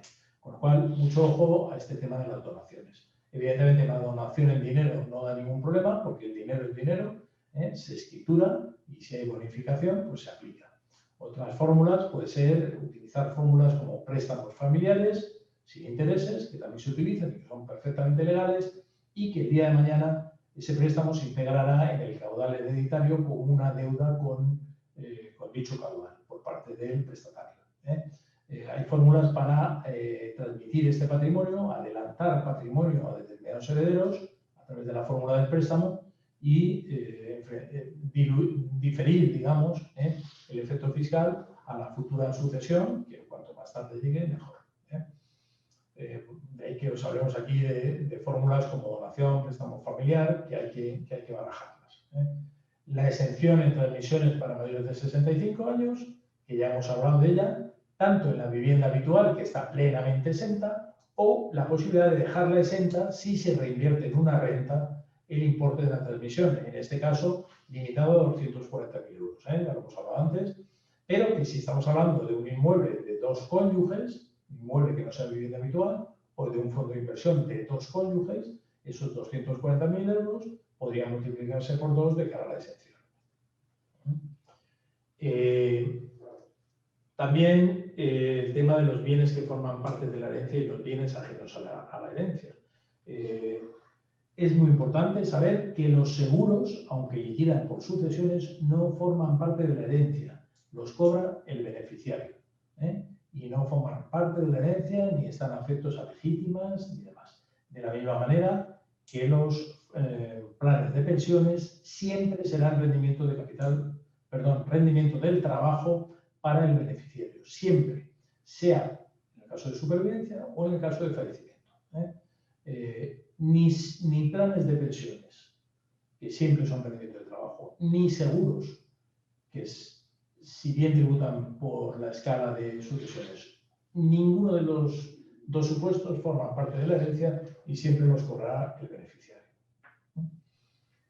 Y finalmente, y ya para acabar, aunque ya se han hecho casi muchas preguntas antes, pero bueno, vamos a dejar un poquito para las últimas preguntas, recordaros que en cualquier transmisión está el impuesto sobre el incremento del valor de los terrenos de naturaleza urbana, la que llaman plusvalía del ayuntamiento. Y que hay supuestos de no sujeción por sentencias del Constitucional y del Supremo, a veces contradictorias, pero finalmente el Constitucional ya ha resuelto que en los supuestos en los que no haya manifestación de riqueza, y no la hay cuando no se produce ganancia, o bien la ganancia es inferior al coste del impuesto, en esos casos no hay sujeción al impuesto y, por tanto, no se derogaría el impuesto. Los ayuntamientos reaccionan cada uno a su manera, algunos lo reconocen de pleno, otros se resisten, hay que pelearlo, no lo devuelven en el caso de que se haya liquidado previamente y bueno, en el momento actual se está liquidando como no sujeto y a esperar a la petición del ayuntamiento. Pero ya digo que es otro tema también controvertido. Pues bien, por mi parte... pues si te parece... Si te parece, vamos a dar algunas preguntas que han quedado, hay bastantes preguntas, algunas muy personales, con lo cual, muy concretas, con lo cual, si os parece, pues lo que hacemos es, luego incluso se puede hacer un artículo ad hoc específico. Pero la primera, bueno, es muy fácil, dice, respecto a los cobros por el ERTE, si estos no han sido correctos, ¿qué debemos hacer?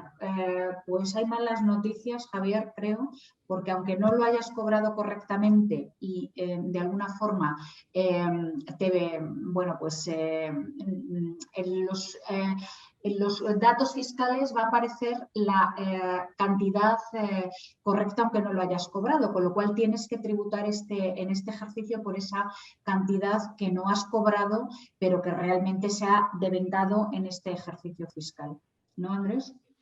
Bien, a ver, aquí podemos hacer varias cosas. Primero, mucha gente está diciendo que no lo ha cobrado y que lo que aparece en la información fiscal es superior. En la información fiscal, lo primero que tenéis que comprobar es el bruto que aparece, el íntegro y la seguridad social. Y ver si la diferencia entre ambas es lo que habéis cobrado. Entonces, yo os recomiendo que os cojáis los abonos y si el sumatorio de abonos no coincide con la diferencia entre lo que os está apareciendo en la información fiscal y la seguridad social a cargo del empleado, entonces ya nos encontramos en una discrepancia, ¿vale? Evidentemente, Puede ser que el SEPE se haya equivocado y no tengáis derecho a esa cantidad, o puede ser que teniendo derecho a ella, pues no la hayáis cobrado, por los motivos que sean.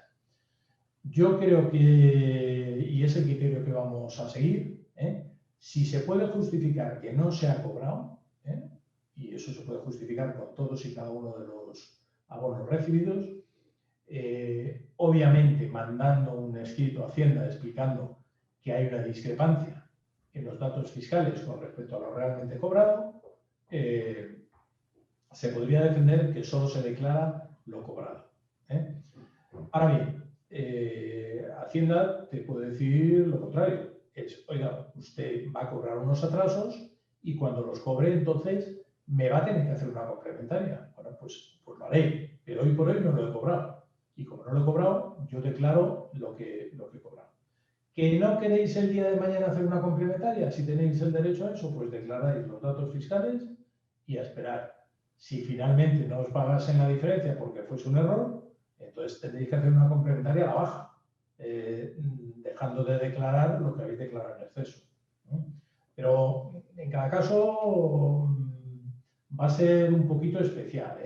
Si clarísimamente hay un error y hay cantidades que aparecen que nunca vais a cobrar y que entendéis que no tenéis derecho, yo haría un escrito a Hacienda diciendo que hay una discrepancia y que te limitas a declarar lo exclusivamente cobrado. Pero con escrito, porque si no hacemos ese escrito, nos encontramos con una sanción asegurada. Luego, también Javier pregunta cómo queda la aportación máxima a Loreto con la nueva reforma, que pasa de 8.000 a 2.000. Sí, la aportación máxima a Loreto es un tema que está tratando en concreto Iberia con Loreto, y se entiende que el límite conjunto es de 10.000 euros. Lo que hay que aclarar, y es un tema que todavía no está totalmente claro, es si el límite individual de 2.000 rige o por el hecho de hacer una aportación conjunta dentro del contexto del sistema de empleo, ambas aportaciones se pueden repartir hasta 10.000 euros. En todo caso, siempre queda el hueco para, si el límite individual de 2.000 euros tiene vigencia, que el exceso que quiera aportar el trabajador lo haga a través de una retribución flexible. Con lo cual ahí es un tema que está todavía por aclarar. Hay algunas que ya efectivamente hemos resuelto. Con respecto al convenio especial, me preguntan, ¿se puede destrabar, no sé exactamente, habiendo estado este año en el extranjero, en concreto en Dubái, y habiendo declarado ese año en el extranjero? Si en el año 2000 se ha declarado en Emiratos Árabes, en la medida que hay convenio de doble imposición, se podría descontar los impuestos pagados allí, que son cero. Quiero decir, si una persona está en Dubái y se ha vuelto a España en el primer semestre del 2020, todo el ejercicio 2020 él es residente en España. Luego tendría que integrar en la declaración del IRPF todas las rentas universales, las obtenidas en España y las obtenidas en Dubái. En la medida que en Dubái no se ingresen impuestos, poco se va a poder deducir. Ahora bien, siendo residente en España y habiendo obtenido rentas en el extranjero reales, todo lo ganado en Dubái se afectaría por el 7P, por cuanto que con Emiratos Árabes hay convenio de doble imposición con cláusula de intercambio de información. Luego, si imaginemos que ha trabajado hasta marzo y ha ganado en Dubái 80.000 euros en 3 meses, estoy exagerando, o si no en 3 meses, en 5 meses, en el caso de que haya estado hasta mayo, de esos 80.000 euros, 60.100 estarían exentos y declararía 20.000 obtenido en el extranjero junto con el resto de rentas obtenidas en España como residente en España. Si el cambio de residencia se produce en el segundo semestre, como es un no residente, no tendría que declarar nada de Dubái y solamente declarar lo obtenido en España por el impuesto de renta de no residentes. Un modelo 210 y declarar las rentas españolas por el IRMR. Luego, en caso de ganar un juicio multidivisa, ¿cómo tributaría el recálculo de la deuda y los intereses generados en capital? Pues en el caso de ganar un juicio multidivisa, como toda la operación deviene nula y la empresa se ve obligada a devolverle todo lo que le ha cobrado en exceso, la operación es compleja porque habría que recalcular todas esas pérdidas patrimoniales que no han sido tales y que se haya podido compensar, o aquellas ganancias. Bueno, por ganancia patrimonial me imagino que nadie habrá puesto una demanda, ¿no? Me imagino que es en los casos de pérdida patrimonial. Y calcular la diferencia entre lo cobrado y todos los costes que ha tenido, y yo descontaría todos los gastos de abogados, de procedimiento, todo lo que ha tenido. Y a la diferencia habría que considerarla una ganancia patrimonial de la base general. Muy bien. Luego, bueno, uno relativamente... Perdona, y además sería en el ejercicio de la sentencia firme. Acordaros que cuando hay una sentencia firme, todo se imputa al ejercicio de la sentencia. Y ya para finalizar, porque hay otras dos consultas muy concretas que afectan a esa persona y nos manda muchos datos y habrá que de alguna manera bueno, pues estudiarla específicamente para ello. Dice, la hipoteca de un piso comprado en el 2019 hay que incluirla en la declaración. Pues depende si es una primera vivienda o no, y depende si esa casa la tienes o no la tienes alquilada, suponiendo que no sea primera vivienda. Efectivamente. Las hipotecas ya, a ver, la declaración por inversión en vivienda dejó de existir en el 2013, con lo cual la hipoteca de una casa comprada en el 2019 no aporta nada a la declaración. De hecho, no hay dónde ponerla porque no hay, salvo que esos intereses los pueda afectar o bien a una actividad económica, porque desarrolle mi actividad en mi domicilio, que podría ser el caso, afectar esos intereses parcialmente a la actividad, o bien considerarlos deducibles de un arrendamiento. Pero si es para la vivienda habitual, olvidémonos, porque esa hipoteca ni se incluye, bueno, es una financiación que hemos pedido, pero que no tiene mayor, no aporta nada más.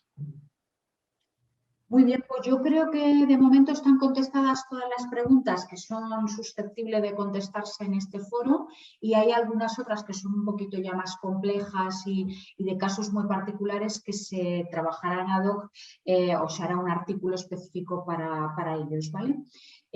Creo que por nuestra parte ya nada más, no tengo ninguna pregunta más. Y bueno, pues por nuestra parte creo que nada más. Doy paso a María y bueno, Andrés, no sé si quieres. Yo os quiero agradecer, la pena de no poder veros y no poder charlar luego, pero os quiero agradecer a todos la atención que seguro que habéis tenido. Veo que ha habido preguntas, que eso siempre enriquece. Seguro que de algunas de estas que nos habéis hecho más complejas, algo vamos a aprender, como siempre, y saber que nos tenéis aquí para ayudaros y para todo lo que haga falta. Con lo cual, encantados de poder aportar, como siempre. Muchas gracias. Pues nada, aquí vamos a dar por finalizado este webinar. Agradecer en nombre de SEPLA tanto a Andrés como a Inmaculada que nos hayan dedicado su tiempo para solventar las dudas de los afiliados, que me consta que han sido muchas. Y con respecto a la grabación, efectivamente, lo subiremos a nuestro canal de YouTube, que se llama SEPLA News, pero bueno, en cualquier caso, este jueves o el jueves que viene lo mandaremos a través de newsletter para que todos podáis acceder. Y con respecto a alguna duda que haya quedado por solventar, pues veremos de qué forma podemos bueno, pues solucionar esa duda más particular y a través de qué canales, ¿vale? En todo caso, todo queda registrado, así que lo evaluaremos y os haremos llegar la respuesta, ¿vale? Muchísimas gracias de verdad, Andrés e Inmaculada, por Muchas gracias a vosotros. Y por el esfuerzo que habéis hecho. Muchas gracias. Fenomenal, gracias. Un abrazo a todos.